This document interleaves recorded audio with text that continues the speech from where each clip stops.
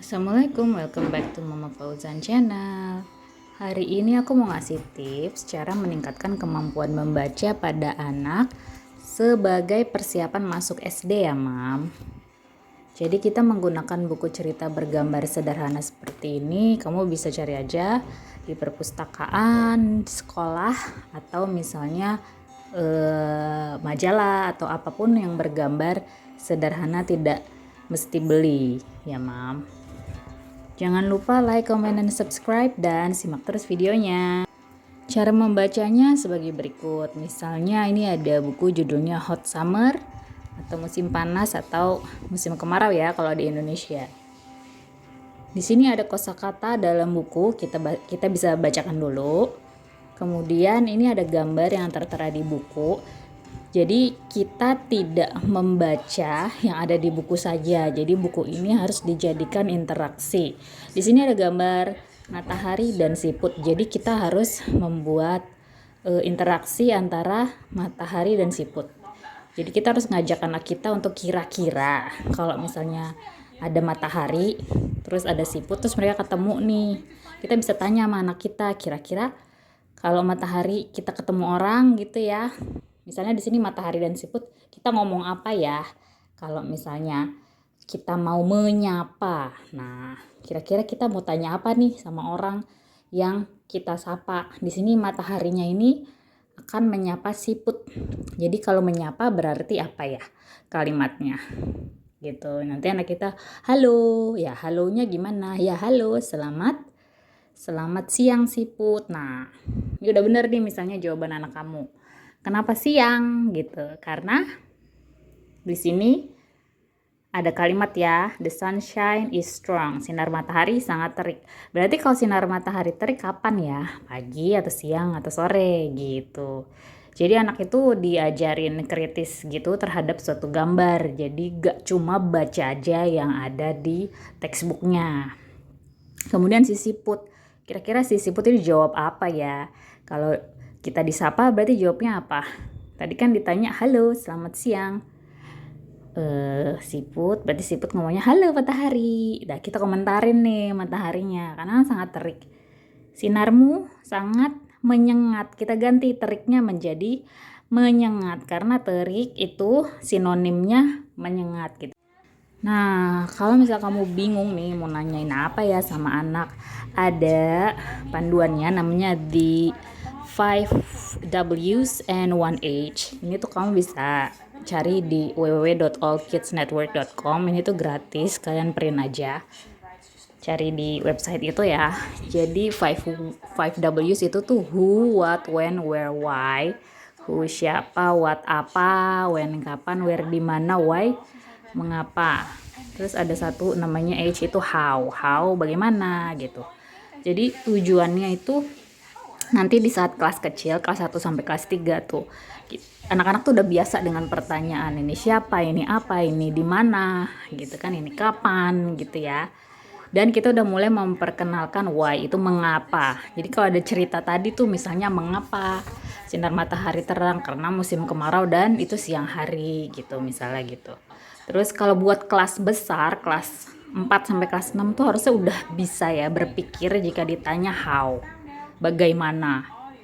Dia tuh harus sudah bisa menjawab misalnya bagaimana pendapat kamu, bagaimana cara gitu. Jadi nggak yang terus-terusan cuma ngafalin di sekolah gitu. Jadi anak-anak udah bisa berpikir kritis dan menggunakan kosakata yang lebih banyak karena dia udah ngerti sinonim, ngerti antonim gitu. Jadi padanan kata dia juga udah bisa. Kemudian di sini di halaman selanjutnya ada gambar anak pakai kacamata. Kita suruh aja anak kita, ini kira-kira siapa yang namanya gitu. Kita tanya, kemudian apa yang harus dilakukan ketika sinar matahari menyengat? Pakai apa ini? Misalnya kacamata. Buat kalimat. Mia mau memakai kacamata. Ini buat kelas kecil ya. Kalau udah kelas besar tuh gak bisa cuma buat kalimat sederhana seperti itu. Jadi kita harus tanya, wah kalimat sederhana tuh. Bagaimana kalau kita tambahin lagi kalimatnya? Misalnya, Mia memakai kacamata agar mata tidak. Kemudian di sini ada nama benda-benda kan, ada kipas angin, ada AC gitu ya. Ajarin anak dari kosakata gitu, pengelompokannya dia termasuk kategori apa. Jadi kalau ada kipas angin, AC itu kipas gitu misalnya, itu kan kategorinya apa, kita tanya ya. Oh, dijawab misalnya perabotan apa, perabotan rumah tangga. Ada kipas angin, ada AC, kategorinya alat elektronik misalnya. Terus mengapa memakai kipas? Karena udara panas. Terus kita tanya lagi misalnya, apa tujuan memakai kipas? Supaya tidak kepanasan ya. Jadi intinya kita harus ngajarin anak kita supaya dia berpikir kritis sama sesuatu gambar gitu ya. Jadi nggak main baca-baca aja. Jadi ini akan mempermudah anak itu memahami bacaan.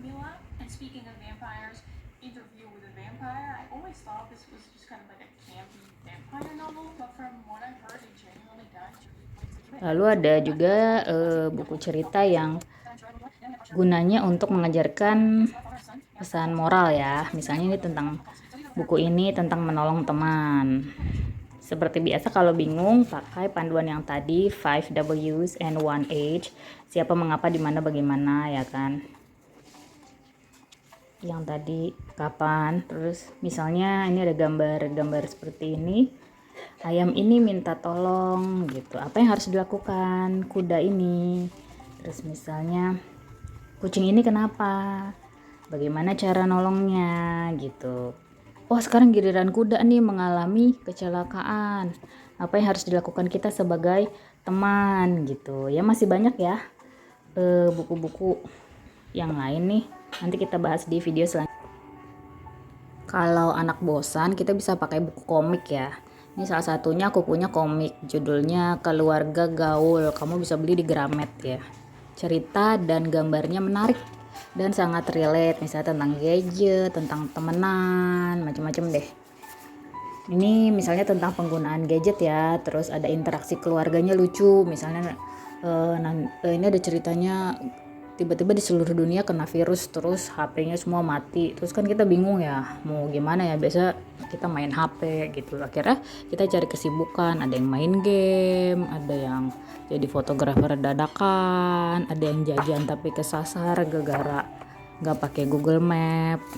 Ini lucu, karakternya menarik, terus keluarganya juga kocak gitu ya. Aku yakin kalau kalian baca bareng anak kalian tuh ya seru gitu, daripada misalnya dia udah kelihatan bosen gitu baca buku cerita biasa atau baca buku textbook sekolah. Bisa kok pakai komik, itu akan memperlancar bacaan, membaca dan komprehensif atau memahami bacaan ya. Ini berguna ya untuk bekal masuk SD. Jadi pas anak kamu masuk SD tuh nggak nol banget, nggak yang walaupun misalnya belum lancar bacanya, tapi kalau begitu melihat sesuatu tuh dia bisa menceritakan dan pemahamannya itu lebih baik. Kalau baca aja kan tinggal latihan ya 3 bulan 4 bulan juga pasti lancar baca. Tapi yang penting itu justru memahami bacaan, terus meningkatkan kosakata. Jadi tahu sinonim, tahu antonim, kosakatanya banyak gitu. Jadi enak kalau kita mau ngajarin yang lebih sulit. Thank you ya udah nonton video ini. Jangan lupa like, comment, dan subscribe. Dan nantikan aja deh video selanjutnya.